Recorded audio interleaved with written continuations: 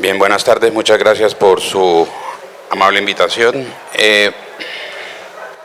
Vamos a hablar sobre la seguridad de los antihistamínicos en pediatría.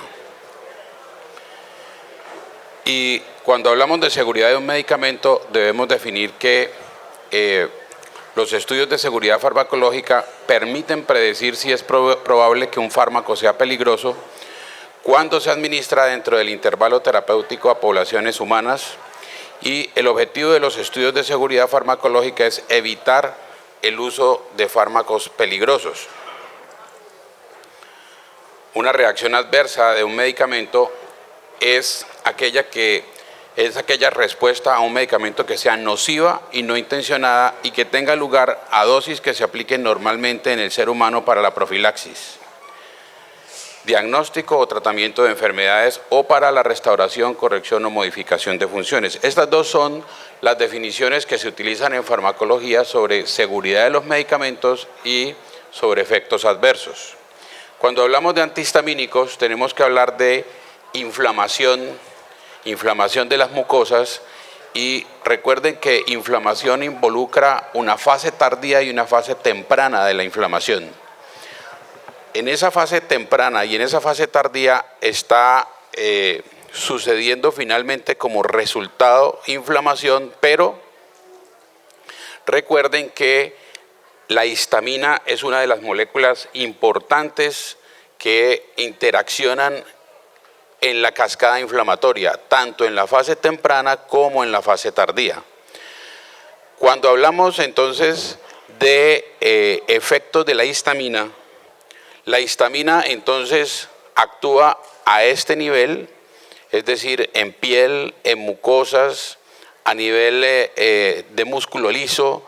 Quiere decir que produce broncoespasmo, produce afección de las mucosas en cuanto a mucosa nasal, gastrointestinal, respiratoria. Y finalmente entonces se va a generar, por efecto de la histamina, inflamación como uno de los mediadores, generando enrojecimiento, hinchazón, dolor y calor localizado. Cuando hablamos de alergia, ojo que alergia no necesariamente significa solo histamina. Cuando hablamos de antihistamínicos, no necesariamente un antihistamínico es el antialérgico perfecto. No sé si me hago entender, es muy importante porque para muchas personas, para muchos médicos, un antihistamínico es igual a un antialérgico, y resulta que el tratamiento antialérgico no es solamente bloquear la histamina. Los antihistamínicos hacen una parte del tratamiento, más no el tratamiento completo de un paciente alérgico. En el caso de los niños, sabemos que la alergia se manifiesta sobre todo en esa tríada que es asma, rinitis y dermatitis. Pues bien, pensar en bloquear la histamina para manejar estos problemas es válido para la rinitis y la dermatitis, mas no para el asma. Recuerden que en las guías de manejo de asma no aparece el uso de antihistamínicos para el asma. Y encontramos muchísimos pacientes en el día a día asmáticos tratados para el asma con solamente antihistamínicos. El asma tiene un tratamiento específico que son los esteroides inhalados y el broncodilatador a tiempo. Pero la rinitis y la dermatitis, sí, en ellos sí tiene un factor muy importante, un papel muy importante el antihistamínico, que es como el broncodilatador al asma, y sigue teniendo un papel muy importante en rinitis y dermatitis el esteroide tópico, como es el esteroide inhalado al asma. Entonces, para resumir hasta ahí, tenemos que la histamina es una molécula importante en la generación de alergia.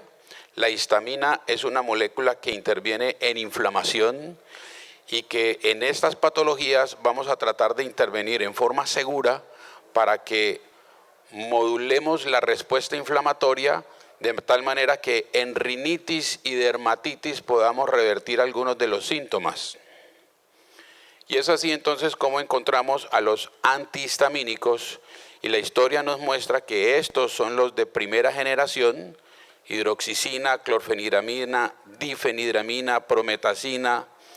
Y fíjense que con lo que nosotros hoy en día contamos a nivel del Sistema Nacional de Salud es solamente con antihistamínicos de primera generación. Desafortunadamente, porque vamos a ver que son los que tienen más efectos secundarios. A todos nuestros pacientes riníticos, atópicos, asmáticos, los vemos desfilar todos los días con clorfeniramina. Y estos pacientes tienen entonces poco éxito en el tratamiento, pero además muchos efectos secundarios. Los efectos secundarios relacionados con los antihistamínicos de primera generación son el efecto muscarínico, que ya vamos a ver de qué se trata, la sedación, la somnolencia. Ya vimos cómo acabamos de oír que no se deben mezclar con medicamentos utilizados para el insomnio, la agilidad mental alterada, la resequedad bucal y de las mucosas, el estreñimiento, la retención urinaria, visión borrosa, alteraciones cardiovasculares y de la próstata. El efecto muscarínico en pediatría es muy importante. El efecto muscarínico lo vemos por efecto de los antihistamínicos de primera generación y por efecto del bromuro de ipratropio. Cuando utilizamos estas sustancias, estamos estimulando las glándulas mucosas para que produzcan un moco más espeso, más viscoso, más pegachento de lo normal. Entonces, en un niño con una simple virosis respiratoria, bajo el efecto de un medicamento que haga que sus secreciones se vuelvan casi que plastilina, en ese niño el fluir del moco se va a alterar. En ese niño vamos a convertir una simple virosis respiratoria en una sinusitis, en una otitis, en una bronquitis con sobreinfección bacteriana, porque estamos generando un caldo de cultivo para las bacterias. Entonces, mucho ojo con el abuso de este tipo de medicamentos cuando no están indicados. Y recuerden que en pediatría tenemos dos grupos importantes de niños con neumopatía crónica, fibrosis quística y disquinesia ciliar primaria. Ellos producen un moco más espeso de lo normal por un daño genético. Ellos no barren el moco por un daño genético, y si encima de eso yo hago que su moco se vuelva más espeso, pues la evolución de esos pacientes va a ser muy mala. En Norteamérica, la FDA, debido a estos efectos colaterales, prohibió la venta libre de antihistamínicos de primera generación que vienen mezclados con antigripales a niños. Y esto basado en que comenzaron a encontrar en algunos estudios que los niños, por el efecto de antihistamínicos de primera generación, tenían alteración en el aprendizaje, alteración en el sueño, alteración en el comportamiento. Aparecen entonces los antihistamínicos de segunda generación, que producen o que tienen mucho menos efecto sedante, pero tienen algo todavía de efecto sedante. Tienen efecto muscarínico, duran más su efecto, más que los de primera generación. Y luego aparecen los antihistamínicos de última generación, como son levocetiricina, fexofenadina y desloratadina. Estos tienen menos efecto sedante, tienen también mucho menos efecto muscarínico y su efecto es mucho más prolongado.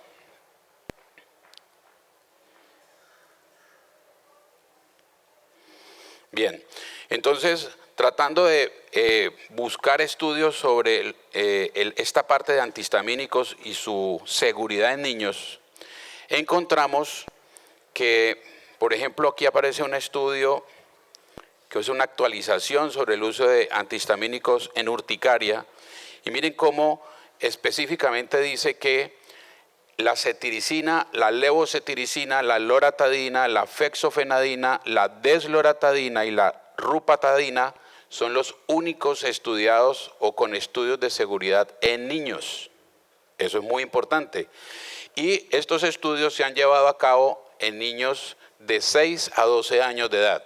O sea, no hay estudios en niños menores de 6 años, de 6 meses, y vemos pacientes todos los días de 2, 3, 4 meses con rinitis alérgica, que realmente es una rinitis química por reflujo.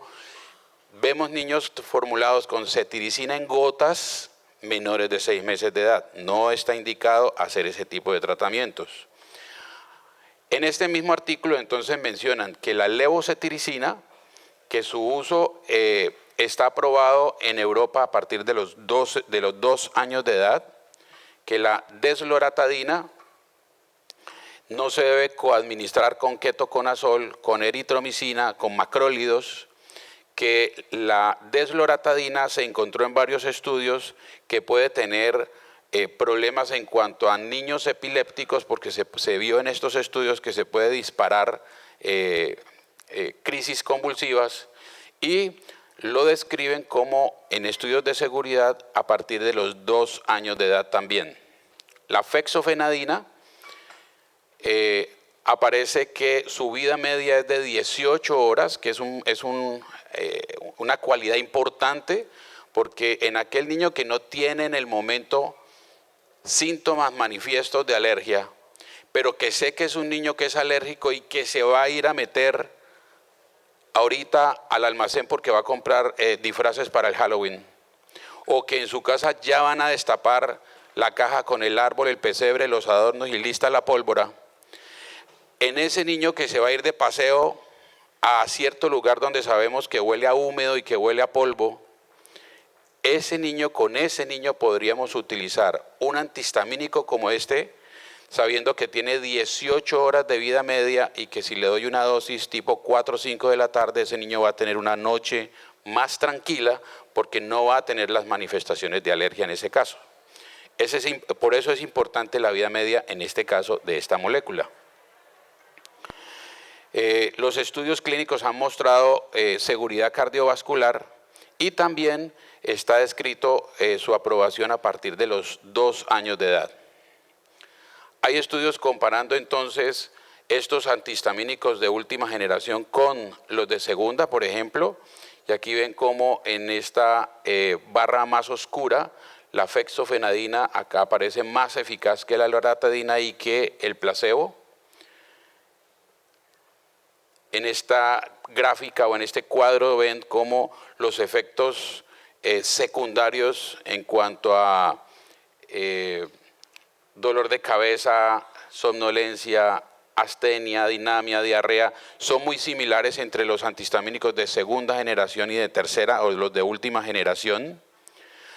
Este es un estudio mostrando o comparando los efectos con respecto a desloratadina, fexofenadina y levocetiricina, y llama la atención que fexofenadina y desloratadina son muy similares en cuanto a efectos a poca somnolencia, pero que levocetiricina aparece allí, que la describen como con cuidado a la hora de conducir automóviles o a la hora de hacer alguna labor que implique riesgo.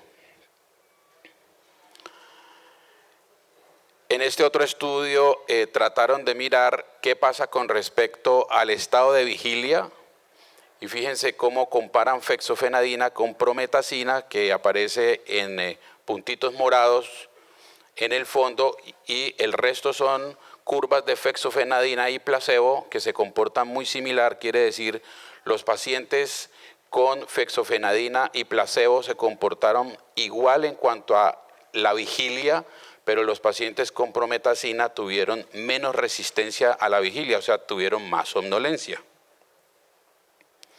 Y en cuanto al desempeño psicomotor, fue todo lo contrario. Entonces, arriba en la curva punteada con morado, vemos cómo los pacientes con prometacina tienen un mal desempeño psicomotor y los pacientes con fexofenadina no tienen ese mal desempeño. Voy a adelantar esta parte. Y entonces, finalmente, ¿cuál es el antihistamínico ideal? El antihistamínico ideal es aquel que sea potente, que tenga un efecto rápido, que dure idealmente 24 horas, sin embargo, entre los que les acabo de mostrar, el más dura es la fexofenadina con 18 horas, que no tenga efectos colaterales. Todos tienen efectos colaterales, pero estos de última generación son los que menos efectos colaterales tienen, y que no tenga efecto anticolinérgico, o sea, muscarínico. Todos tienen efecto muscarínico y por eso debemos tener cuidado, incluso con los de última generación, en vigilar a qué paciente le voy a formular este tipo de medicamento. Ya les dije, no es la terapia ideal para un paciente con una simple virosis respiratoria. Las gripas, los resfriados comunes no se tratan con antihistamínicos, se tratan con buena hidratación, lavado nasal, acetaminofén en el caso de los niños y no más. Hay algunos estudios mostrando que encontraron que en servicios que llegaban niños a urgencias con heridas en la cara, después de haber caído desde su propia altura, se encontraron que la gran mayoría de estos niños que tenían esa casuística en especial habían estado bajo el efecto de antihistamínicos o antitusivos de acción central. Por eso los antitusivos de acción central también acaban de ser prohibidos en pediatría. Entonces, fíjense cómo tal vez por mucho tiempo hemos visto llegar niños a nuestros servicios de urgencia, simplemente el niño se cayó, sus reflejos están casi abolidos, no colocan las manitos para defenderse por reflejo y pues se van de cara contra el mundo. Y entonces, por esa razón, la FDA en Estados Unidos está tomando acciones en contra de este tipo de antihistamínicos de primera generación y antitusivos de acción central. Exactamente por lo mismo, entonces, la FDA, debido a que se altera la capacidad de aprendizaje en los niños, hace ya más o menos unos 7 años, proscribió el uso de antihistamínicos de primera generación en medicaciones para la gripa o antigripales en niños pequeños. Entonces, en resumidas cuentas, tenemos que los antihistamínicos de última generación tienen más beneficio en cuanto a que tienen menos efectos colaterales, en cuanto a que tienen un efecto potente, inician rápido el efecto y es duradero. Entonces la recomendación es esa. Hay una recomendación última y es que todos los días vemos pacientes que aparecen tratados para el asma, ya les dije, con antihistamínicos y mucho menos con ketotifeno. Entonces, por favor, no traten pacientes asmáticos con ketotifeno. El ketotifeno no es tratamiento para el asma. Yo diría que para nada, pero al menos para el asma no.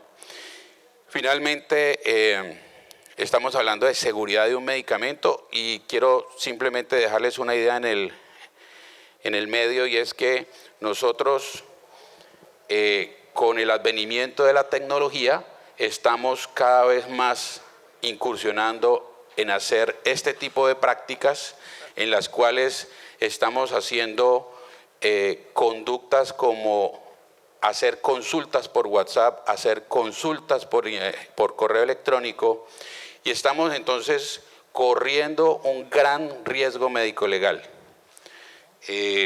Nosotros sí podemos vía telefónica dar asesorías, pero no debemos reemplazar una consulta médica a través del WhatsApp o a través del internet o a través del correo electrónico. Simplemente les dejo la inquietud, consulten entidades como esta, enlacesprofesionales.com, donde ellos dan la posibilidad de que ustedes hagan asesorías telefónicas, y a través de este tipo de asesorías ustedes pueden limitar al paciente el acceso al médico, ponerle límites, y límites como que esta asesoría puede tener un costo y el médico puede tener un ingreso adicional por esa labor. Muchas gracias.